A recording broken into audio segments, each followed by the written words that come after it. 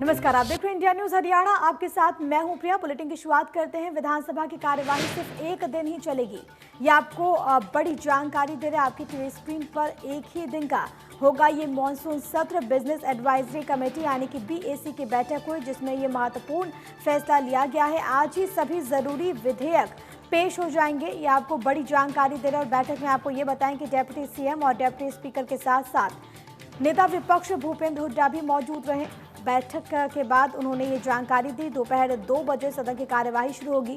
उसके बाद महत्वपूर्ण विधेयक पेश किए जाएंगे। कुछ ही समय के बाद सदन की कार्यवाही अनिश्चितकाल के लिए स्थगित कर दी जाएगी। तो ये एक बड़ी जानकारी निकलकर सामने आ रही है। आपको ये बड़ी खबर दे रहे हैं आपके टीवी स्क्रीन पर। आज ही सभी जरूरी विधेयक पेश हो जाएंगे, ये एक बड़ी खबर। एक ही दिन का होगा ये मॉनसून सत्र। बिजनेस एडवाइजरी कमेटी की बैठक हुई, जिसमें ये महत्वपूर्ण फैसला लिया गया। भूपेंद्र हुड्डा ने बैठक के बाद ये जानकारी दी है। नेता विपक्ष ने ये जानकारी दी कि एक ही दिन का ये मॉनसून सत्र होगा, क्योंकि इससे पहले 8 ऐसे विधायक जिनकी रिपोर्ट पॉजिटिव आई। और सबसे जो बड़ी बात है वो ये कि सदन के नेता मुख्यमंत्री मनोहर लाल की रिपोर्ट भी पॉजिटिव आई। इसके अलावा स्पीकर ज्ञानचंद गुप्ता भी संक्रमित। और हरियाणा के इतिहास में अपने आप में पहली बार होगा जब सदन का नेता सदन की कार्यवाही में हिस्सा नहीं लेगा। इसके अलावा कई ऐसे विधायकों की रिपोर्ट भी पॉजिटिव आई, जिसके बाद मौजूदा परिस्थितियों को देखते हुए ये महत्वपूर्ण फैसला लिया गया कि एक ही दिन का ये सत्र होगा। और आज भी जितने भी जरूरी विधेयक हैं वो पेश हो जाएंगे। कार्यवाही अनिश्चितकाल के लिए स्थगित हो जाएगी। देखिए, सेशन के यही कंसेंसस बना है कि एक ही दिन के लिए चलाया जाए आज, और फिर सैनिटाइज किया जाएगा। जो ज़रूरी बिल होगा, ज़रूरी अध्यादेश होंगे, उनको आज डिस्कस करेंगे। बाकी फिर सैनिटाइज में जब भी तारीख आएगी। सर, आज कार्यवाही जो है वो शोक प्रस्ताव के बाद अन्य जो विधायी कार्य होने हैं उसको लेकर पूरा लंबी कार्रवाई चल सकती है क्या? कोई डबल सिटिंग तो नहीं रह सकती? क्योंकि नहीं, मैंने कहा कि जो ज़रूरी नहीं है वो फिर बाद में दूसरे सेशन में करेंगे। आज कोई ज़रूरी समझते हैं उन्हीं को लिया जाएगा। सेशन की कार्रवाई आज अनिश्चितकालीन के लिए स्थगित हो जाएगी। हाँ, तमाम बड़ी बातों का जिक्र करते हैं और साथ ही साथ वो ये भी बताते हुए कि एक ही दिन का ये सत्र होगा और उसके बाद जो कार्यवाही है वो अनिश्चितकाल के लिए स्थगित कर दी जाएगी, क्योंकि जो मौजूदा परिस्थितियां हैं उसके हिसाब से महत्वपूर्ण फैसला लिया गया। बिजनेस एडवाइजरी कमेटी की जो महत्वपूर्ण बैठक हुई उसके बाद ये बड़ी बात निकलकर सामने आई। इस बैठक में आपको ये बताएं कि डिप्टी सीएम दुष्यंत चौटाला की भी मौजूदगी थी। इसके अलावा डिप्टी स्पीकर रणबीर गंगवा मौजूद थे और नेता विपक्ष भूपेंद्र हुड्डा भी मौजूद थे। और इसके बाद जब वो बैठक समाप्त हुई तो मीडिया से उन्होंने बात करते हुए इस बड़ी बात का जिक्र किया। मॉनसून सत्र सिर्फ एक ही दिन का होगा, इसके पीछे एक बड़ी वजह यह है कि सीएम और स्पीकर का कोरोना संक्रमित वो हुए हैं। बीजेपी के एक के बाद एक कर 8 विधायक कोरोना संक्रमित हो गए। आज कृषि मंत्री जेपी दलाल की रिपोर्ट भी पॉजिटिव आई है। आपको ये दिखाते हैं कि कौन कौन से विधायक सदन की कार्यवाही में हिस्सा नहीं लेंगे। सबसे जो महत्वपूर्ण नाम है वो सदन के नेता मुख्यमंत्री मनोहर लाल का, जो कि विधायक है करनाल से, उनकी रिपोर्ट पॉजिटिव आई। ज्ञानचंद गुप्ता विधानसभा अध्यक्ष विधायक पंचकुला, ये भी नहीं रहेंगे मौजूद। इसके अलावा कैबिनेट मंत्री मूलचंद शर्मा विधायक है बल्लभगढ़ से, जिनकी रिपोर्ट पॉजिटिव आई। और इसके बाद आपको ये बताएं कि केंद्रीय विधायक राम कुमार कश्यप भी नहीं रहेंगे मौजूद इस दौरान, क्योंकि ये भी कोरोना की जद में। लक्ष्मण नापा विधायक हैं रतिया से, ये भी इस दौरान गैर मौजूद रहेंगे। असीम गोयल अंबाला सिटी से विधायक, जिनकी रिपोर्ट पॉजिटिव आई। इसके अलावा आपको ये बताएं कि घरौंडा के विधायक हरविंदर कल्याण भी इस दौरान मौजूद नहीं रहेंगे। और अब क्योंकि कृषि मंत्री जेपी दलाल की रिपोर्ट भी पॉजिटिव आई है लोहारू से विधायक, तो इस वजह से वो भी सदन की कार्यवाही का हिस्सा नहीं बन पाएंगे। ये वो प्रमुख चेहरे, ये वो प्रमुख नाम जो कि कोरोना के वजह से सदन की कार्यवाही के दौरान वहां पर मौजूद नहीं रहेंगे। सत्र की कार्यवाही से पहले बीजेपी के 8 विधायकों का संक्रमित होना गंभीर बात है। अच्छा हुआ सभी विधायकों का कोरोना टेस्ट पहले ही करा लिया गया। अगर कोरोना टेस्ट ना करवाया गया होता तो विधानसभा में जबरदस्त कोरोना विस्फोट हो सकता था, क्योंकि विधानसभा में जिन कर्मचारियों की ड्यूटी लगाई गई है उसमें से 23 कर्मचारियों में कोरोना की पुष्टि हुई है। ये कर्मचारी अलग अलग विभाग में तैनात हैं। सीएम ऑफिस से लेकर पुलिस विभाग तक के कर्मचारियों में कोरोना की पुष्टि हुई है। तो अपने आप में खबर जो है वो चिंताजनक है, लेकिन यहाँ पर कोरोना विस्फोट होने से बच गया, क्योंकि अगर टेस्टिंग नहीं होती तो हमें पता नहीं चलता, वहाँ पर अथॉरिटीज़ को इस बात की जानकारी नहीं लग पाती कि इन कर्मचारियों में जिनकी ड्यूटी वहाँ पर लगाई गई है उनमें कोविड-19 संक्रमण है और उससे ये फैल सकता है कई लोगों को। लेकिन फिलहाल इससे बचा लिया गया, क्योंकि टेस्टिंग के बाद जिसके बाद रिपोर्ट जो है वो पॉजिटिव आई, तो तमाम कर्मचारियों की ड्यूटी जो वहाँ पर लगाई गई थी उन्हें हटा करके दूसरे कर्मचारियों की ड्यूटी वहाँ पर लगा दी गई है। लेकिन आपको ये बताएं कि इतिहास में पहली बार ऐसा होगा जब बिना मुख्यमंत्री और बिना स्पीकर के ही सत्र को शुरू किया जाएगा। आपको सबसे पहले समझाते हैं कि आज से शुरू होने वाला सत्र की तस्वीर जो है वो कैसी रहने वाली है। दोपहर 2 बजे से शुरू होगा ये मानसून सत्र। आपको यहाँ पर ये बताएं कि इतिहास में पहली बार बिना सीएम के ये सदन चलेगा। साथ ही साथ आपको ये बताते चले कि स्पीकर की अनुपस्थिति में भी ये सदन जो है वो चलेगा। डेप्यूटी स्पीकर रणवीर गंगवा सत्र का संचालन करेंगे, सत्र चलाएंगे। साथ ही साथ आपको ये बताएं कि स्पीकर ज्ञानचंद गुप्ता की रिपोर्ट जो है वो पॉजिटिव आई है। बिना कोरोना रिपोर्ट सदन में एंट्री नहीं होगी। तो आज एक दिन का ये मानसून सत्र और इस दौरान जो तस्वीर होगी वो बदली सदन के बाहर रिपोर्ट की हार्ड कॉपी आपको दिखानी होगी। 1 दर्जन सुरक्षा कर्मी की रिपोर्ट जो है वो पॉजिटिव आई है। कर्मचारी अधिकारियों को भी कोरोना रिपोर्ट दिखाना होगा। फिजिकल डिस्टेंसिंग, शारीरिक दूरी का पालन करते हुए ये विधानसभा जो है वो चलेगी। सभी को मास्क लगाना अनिवार्य है, कंपलसरी है। समय समय पर सदन को सैनिटाइज किया जाएगा। पहली बार सदन में दर्शक दीर्घा को खत्म किया गया। पत्रकार दीर्घा में पत्रकार भी मौजूद नहीं होंगे। पत्रकारों के लिए हरियाणा से अलग से हरियाणा निवास में जगह जो है वो बनाई गई है। तो आपको यहाँ पर ये बताएं कि एक दिन का ये मानसून सत्र और इसमें तमाम तरह की बंदिशें, क्योंकि ये असामान्य परिस्थितियां हैं और इसी परिस्थितियों में कामकाज जो है वो होना है। और ऐसे में तमाम तरह के वो जो गाइडलाइंस है, जो प्रोटोकॉल्स है, उसकी पालना भी वहाँ पर होगी और इसको लेकर व्यवस्थाएं जो हैं वो वहाँ पर सुनिश्चित की गई है। कोरोना काल में पहली बार हरियाणा विधानसभा सत्र का आयोजन हो रहा है। इस सत्र का इंतजार विपक्ष को भी था और सरकार भी लंबे वक्त से इस मौके का इंतजार कर रही थी। आपको ये बताते हैं अब कि इस सत्र में क्या क्या खास होने वाला है। विधानसभा में कई महत्वपूर्ण अध्यादेश रखे जाएंगे। महिलाओं की पंचायतों में 50% भागीदारी, निजी सेक्टर में युवाओं के लिए रोजगार में 75% आरक्षण, राइट टू रिकॉल, पंचायतों में BCA के लिए 8% आरक्षण। तो ये अध्यादेश जिन्हें यहाँ पर रखा जाएगा और अपने आप में ये जो है वो बहुत ज़्यादा महत्वपूर्ण, बहुत ज़्यादा खास।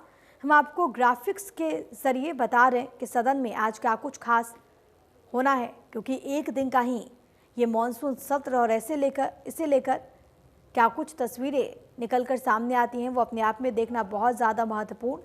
हालांकि इन तमाम अध्यादेशों को यहाँ पर रखा जा सकता है, जो कि हम आपको बता रहे हैं ग्राफिक्स के ज़रिए। तो कोरोना की चपेट में बड़े बड़े नेताओं के नाम जुड़ते जा रहे हैं। साथ ही साथ कोरोना से संक्रमित हुए अधिकारियों की लिस्ट भी अब बढ़ती जा रही है। मुख्यमंत्री के OSD भूपेश्वर दयाल भी कोरोना की चपेट में आ गए। उन्होंने फेसबुक पर पोस्ट करते हुए बताया कि पिछले 1 हफ्ते से वो तेज बुखार से परेशान थे। जब उनकी तबीयत ज्यादा खराब हुई तो उन्होंने कोरोना का टेस्ट कराया, रिपोर्ट पॉजिटिव आई। अपील उन्होंने की है कि जो भी उनके संपर्क में आए वो सावधानी बरते। आपको ये बताएं कि पहली बार जब भूपेश्वर दयाल का कोरोना टेस्ट हुआ था तब उनकी रिपोर्ट नेगेटिव आई थी और अब एक बार फिर से जब उन्होंने कोरोना टेस्ट करवाया तो उनकी रिपोर्ट पॉजिटिव आई।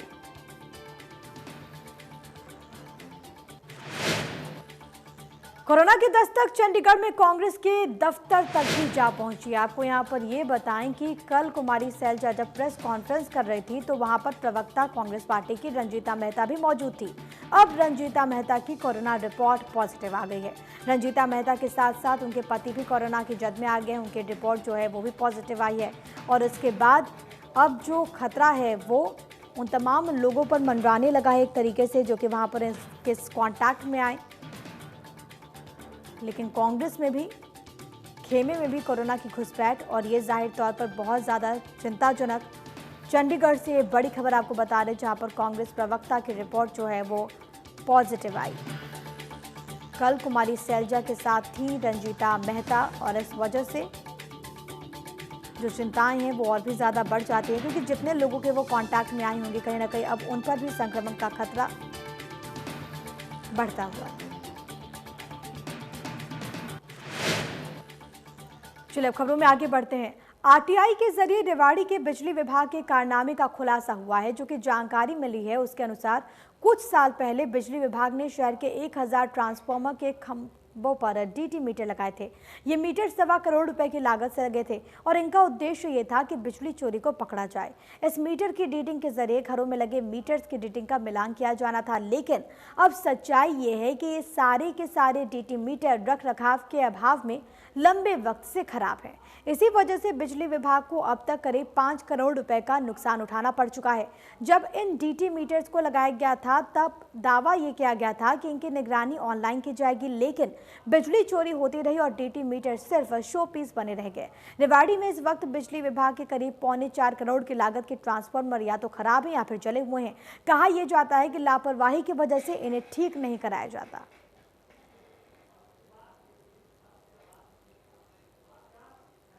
ये लगाई थी बिजली बोर्ड में। मैंने मांगा था कि कितने ट्रांसफार्मर पे कितने डीटी मीटर लग रहे हैं, पर विभाग का चौंकाने वाला जवाब ये आया कि जितने भी ट्रांसफार्मर के ऊपर डीटी मीटर लग रहे हैं वो सारे खराब हालत में हैं। ना कोई रिकॉर्ड मेंटेन यहाँ के विभाग करता नहीं, जिससे हर साल विभाग को लगभग 5-6 करोड़ रुपए का नुकसान हो रहा है। ये रेवाड़ी का ये आंकड़ा है। अगर रिकॉर्ड मेंटेन करे तो 5 करोड़ सरकार के बच सकते हैं। मैंने 10 ट्रांसफार्मर के मांगे, 10 की 10 ट्रांसफार्मर के उनके पास कोई रिकॉर्ड नहीं था विभाग के पास। चलिए बात कर लेते हैं पलवल की, जहां पर 11 साल की बच्ची की बेरहमी से हत्या करने का मामला सामने आया। गांव पिंगलतू के पास खेतों में बच्ची का शव बरामद किया गया। जानकारी ये मिल रही है कि बच्ची सुन और बोल नहीं सकती थी। पुलिस के अनुसार आरोपियों ने बच्ची की आंखें निकाल ली। बच्ची सोमवार दोपहर से घर से लापता बताई जा रही है। इस पूरे मामले में पुलिस पर भी लापरवाही के आरोप हैं। पुलिस ने बच्ची की गुमशुदगी की शिकायत तक दर्ज नहीं की, लेकिन बाद में राजनीतिक दबाव की वजह से शिकायत दर्ज जरूर की गई। पुलिस ने बच्ची के शव का पोस्टमार्टम करा लिया, सिविल अस्पताल भेज दिया गया है। तो वहीं मामले की जांच भी पुलिस अब कर रही है। ये रात भर वो कल से गुम थी ये लड़की जी। अच्छा। खूब ढूंढी बेचारों ने। वो तो शाम रात को 8 बजे करीब पता लगा। फिर मैंने भैया इनसे कहा सुबह रिपोर्ट करो तुम सबसे पहले तो। जब वो ढूंढो जहाँ भी मिले तो ये बेचारे रिपोर्ट को गए हैं सुबह। वो कोई महेंद्र एसआई कही है जी, उसने इनकी कोई कार्रवाई नहीं की, उनसे गाली गलौच भी की, धमका के भगा दिए जी। फिर इन्होंने सुशील के पास फोन किया, पता नहीं रिपोर्ट नहीं ले रहे हैं जी। फिर उसके बाद में 1-2 घंटे बाद में पता नहीं लगा। जब यह असलियत में लड़की जब यहाँ मिली है ना, उसके बाद में इन्होंने FIR दर्ज करवाई है। तो अब क्या हुआ बच्ची के साथ में? मान लें वो उसकी आंखें फोड़ दी अभी देखी हमने जी। और रेप भी हुआ होगा उसके साथ, रेप भी बलात्कार भी हुआ जी। हाँ जी। तो अब मतलब क्या चाहते हैं आप लोग? देखो जी, एक तो पुलिस वालों के खिलाफ कार्रवाई चाहिए जी, और दोषी तुरंत पकड़ना चाहिए। अपराधी पकड़ा जाए जी, उसे कड़ी से कड़ी सजा दी जाए। मतलब बच्ची गूंगी बहरी है? हाँ जी बहरी है। बताओ बच्ची गूंगी भी है? गई है जी बेचारी। और इस बीच एक बड़ी खबर मिल रही है, आपको सीधे इसी से रूबरू करवा देते हैं। ब्रेकिंग न्यूज आपकी टीवी स्क्रीन पर। आपको ये बताएं कि फरीदाबाद में तेंदुए ने महिला पर हमला बोल दिया है। आपको ये बड़ी जानकारी दे, सागरपुर गांव में महिला पर जानलेवा हमला उस तेंदुए ने किया। कुछ दिन पहले जाजरू गांव में ये तेंदुआ दिखा था और अब एक महिला पर इसने हमला किया। वन विभाग की टीम गांव पहुंच चुकी है। स्थानीय लोग काफी डरे हुए हैं, काफी दहशत में हैं। जाजरू के जंगलों में देखा गया था ये तेंदुआ और अब एक महिला पर उसने हमला बोल दिया। फरीदाबाद से ये ब्रेकिंग न्यूज, बड़ी खबर आपकी टीवी स्क्रीन पर। तेंदुए ने महिला पर हमला बोल दिया है। महिला काफी डरी हुई, काफी परेशान और वहां पर जो आसपास के लोग वो भी बहुत ज्यादा खौफजदा। कुछ दिन पहले जाजरू गांव में दिखा था तेंदुआ और उसके बाद स्थानीय प्रशासन को, वन विभाग को सूचित किया गया था। लेकिन अब जिस तरीके से सागरपुर गांव में महिला पर जानलेवा हमला इस तेंदुए ने किया, उसके बाद से लोगों में जो गुस्सा है वो भी देखने को मिल रहा है। हालांकि वहां पर मौके पर वन विभाग की टीम जो है वो पहुंची हुई है, लेकिन लोग डरे हुए हैं, लोग आक्रोशित भी हैं। सागरपुर गांव में महिला पर जानलेवा हमला किया गया। देखिए तस्वीरें आपकी टीवी स्क्रीन पर। लोग काफ़ी डरे हुए हैं क्योंकि पहले भी जब वो तेंदुआ दिखा था तो उसके बाद सूचित किया गया था, लेकिन अब जिस तरीके से एक महिला पर हमला हुआ उसके बाद दहशत का माहौल वहां पर देखने को मिल रहा है। और देखिए किस तरीके से उस महिला के शरीर पर जख्म के निशान भी आप देख पा रहे होंगे इन तस्वीरों में। महिला काफ़ी डरी हुई है, खौफ में है। तो वहीं आसपास के जो लोग हैं वो भी बहुत ज़्यादा डरे हुए। ये दो तस्वीरें आपकी टीवी स्क्रीन पर है।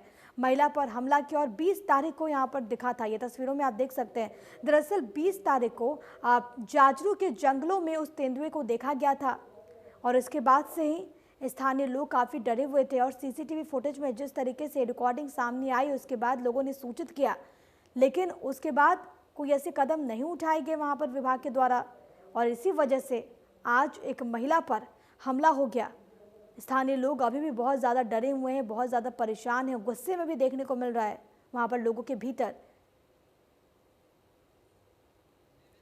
विभाग को लेकर, प्रशासन को लेकर देवेंद्र कौशिक मेरे सहयोगी तमाम जानकारी के साथ इस वक्त फोन लाइन पर मौजूद हैं। देवेंद्र, जिसका डर था वही हुआ क्योंकि 20 तारीख को लोगों ने तेंदुए को देखा था जाजरू जंगल में और आज एक महिला पर हमले की खबर मिल रही है।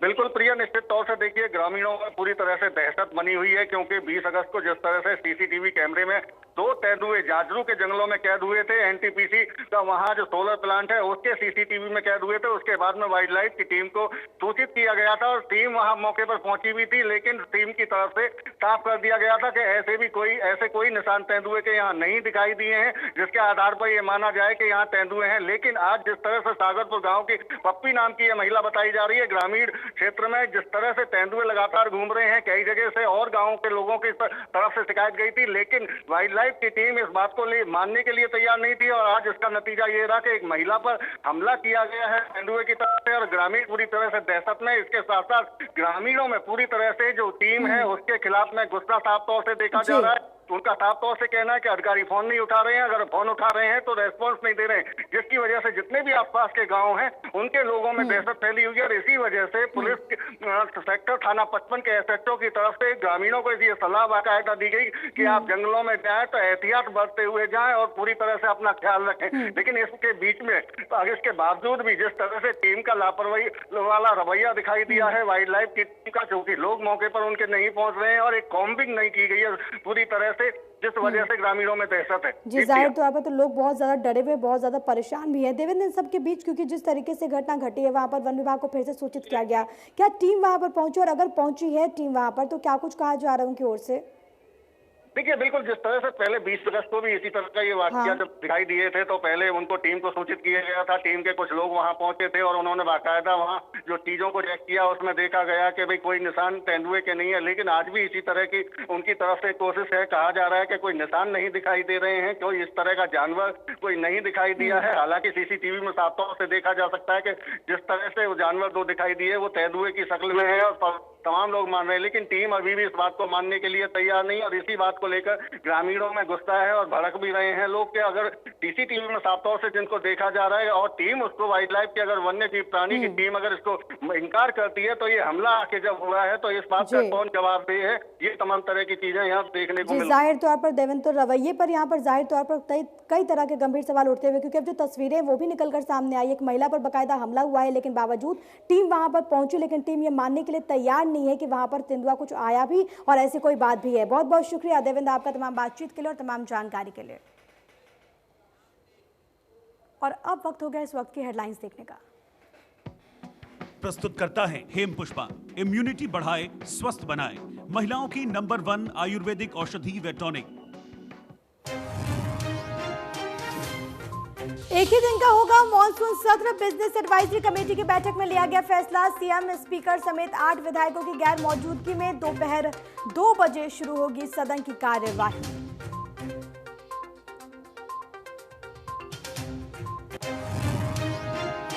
कृषि मंत्री जेपी दलाल भी हुए कोरोना पॉजिटिव, सदन की कार्यवाही से रहेंगे दूर। सीएम और स्पीकर समेत अब तक बीजेपी के 8 विधायक संक्रमित। करनाल सांसद संजय भाटिया और सीएम के ओएसडी भूपेश्वर दयाल भी हो चुके हैं बीमार। चंडीगढ़ के कांग्रेस दफ्तर तक फैला कोरोना का डर। प्रवक्ता रंजीता मेहता और उनके पति हुए संक्रमित। कल कुमारी सैलजा के साथ प्रेस कॉन्फ्रेंस में मौजूद थी रंजीता मेहता।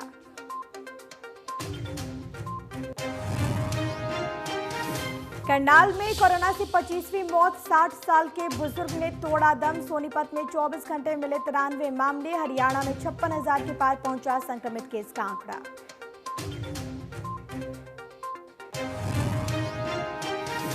पलवल के पेंगलथू गांव में 11 साल की बच्ची की निर्मम हत्या, खेत से बरामद हुआ शव। हत्यारों ने आंखें बाहर निकाली, बोल और सुन नहीं सकती थी बच्ची।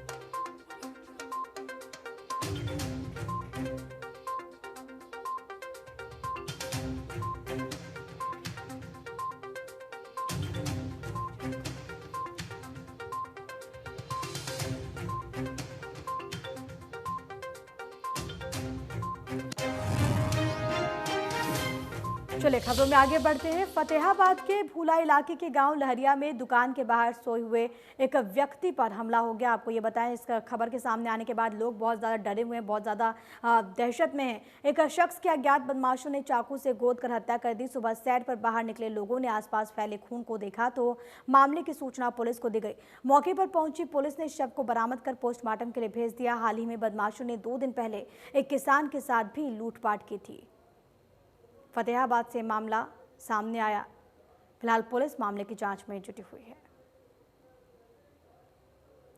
लहरिया गांव में एक शख्स की हत्या का मामला सामने आया है।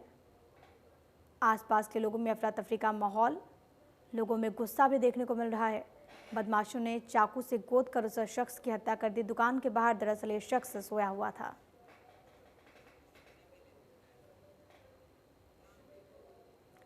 कैथल सचिवालय में कृषि विभाग के उप निदेशक कार्यालय में देर रात आग लग गई। इस आग में सरकारी फाइल और किसानों का रिकॉर्ड जलकर राख हो गया। कई घंटे की मशक्कत के बाद आग पर काबू पा लिया गया, लेकिन तब तक बहुत कुछ खत्म हो चुका था। साथ ही साथ आपको यहाँ पर ये बताते चले कि जिस तरीके से आग लगी है उसके पीछे की वजह शॉर्ट सर्किट को माना जा रहा है। ये तस्वीरें आपके टीवी स्क्रीन पर, किसानों की फाइल आग में जल गई।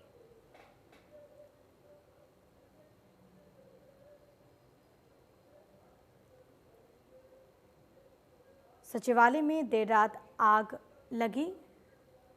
हालांकि फायर ब्रिगेड की टीम वहां पर मौके पर पहुंची, लेकिन तब तक काफ़ी देर हो चुकी थी और फाइल्स वहां पर जलकर स्वाहा हो गई। वहीं महेंद्रगढ़ में हरियाणा कला परिषद के पूर्व डायरेक्टर अनिल कौशिक के मकान में बिजली के तारों में हुए शॉर्ट सर्किट की वजह से भयंकर रूप से आग लग गई। आग इतनी भयंकर थी कि फायर ब्रिगेड की गाड़ियों को आग पर काबू पाने में 1 घंटे से ज्यादा का वक्त लग गया। इस आग में घर में रखा सभी तरह का घरेलू सामान, जरूरी कागजात और फर्नीचर्स पूरी तरीके से आग की चपेट में आकर जलकर राख हो गए। अनिल कौशिक की पत्नी मंजू कौशिक भी राष्ट्रीय पुरस्कार विजेता हैं।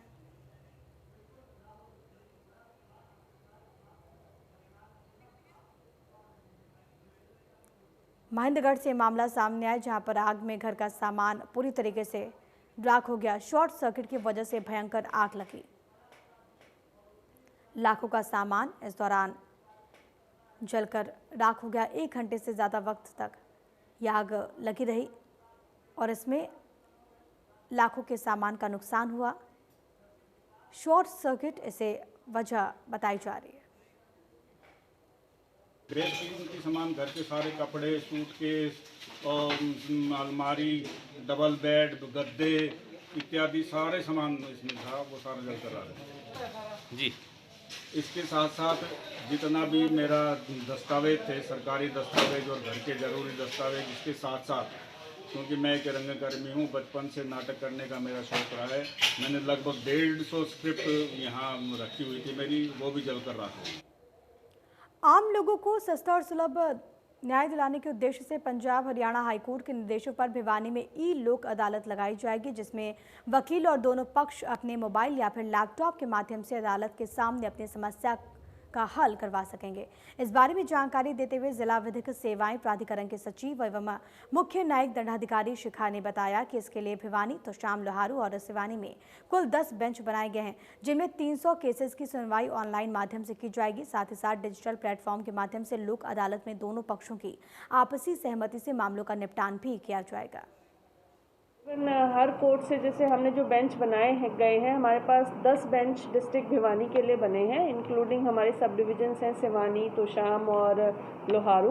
तो हर एक बेंच के पास 30-30 केस हमने दिए हैं। तो अप्रॉक्सीमेटली 300 केसेस जो हैं वो इस ई लोक अदालत के लिए आइडेंटिफाई करके उन्हें लिस्ट किया गया है, जिसमें हम राजीनामे की, कॉम्प्रोमाइज़ की एक कोशिश करेंगे कि ज़्यादा से ज़्यादा हम लोगों को लाभ पहुँचा सकें और इसमें मैक्सिमम डिस्पोजल हम कर सकें।